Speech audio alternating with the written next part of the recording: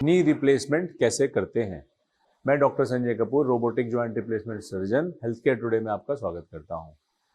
Knee replacement, traditional versus robotic. पहले के time में और आज भी 90 से ज़्यादा % सर्जन एक ट्रेडिशनल नी रिप्लेसमेंट ही कर रहे हैं। अब हम आपको गिनवाते हैं कि रोबोटिक जॉइंट रिप्लेसमेंट ने ये चीज़ कितनी आसान अब कर दी है। रोबोटिक जॉइंट रिप्लेसमेंट के अंदर हमें हड्डी को काटने की कोई भी आवश्यकता नहीं है, सिर्फ वो सतह जो खराब हो गई है उसी को हटाना है और हमें इम्प्लांट की प्लेसमेंट करनी है। दूसरा, ट्रेडिशनल तरीके में हम क्या करते थे, हड्डी के अंदर पहले छेद करते थे, उसके बाद इम्प्लांट को बिठाया जाता था, जिसकी वजह से खून का रिसाव बहुत अधिक होता था या पल्मोनरी एम्बोलिज्म या कोई कॉम्प्लिकेशन या फ्रैक्चर के चांसेस भी हो सकते थे।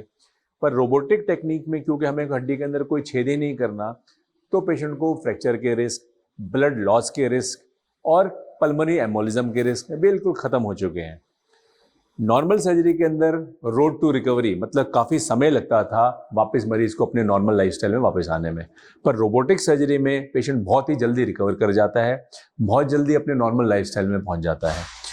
फिजियोथेरेपी की रिक्वायरमेंट जो ट्रेडिशनल या पुराने जो तरीके हैं उसके जब करी जाती थी तो बहुत लंबे समय तक मरीज को फिजियोथेरेपी करानी पड़ती थी, जो रोबोटिक सर्जरी ने लगभग ख़त्म कर दी है। कम से कम फिजियोथेरेपी की आवश्यकता पड़ती है, जिससे रिकवरी बहुत ज़्यादा फास्ट हो गई है और पेशेंट अपने लाइफस्टाइल के अंदर, अपने नॉर्मल एक्टिविटी लेवल के अंदर बहुत जल्दी पहुंच गया है।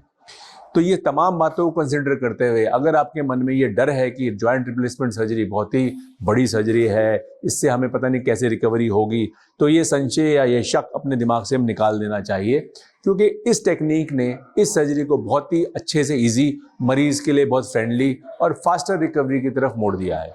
कोई भी सवाल इस रिलेशन में आपका हो तो हमसे आप संपर्क करिए। हम रखें आपका ख्याल।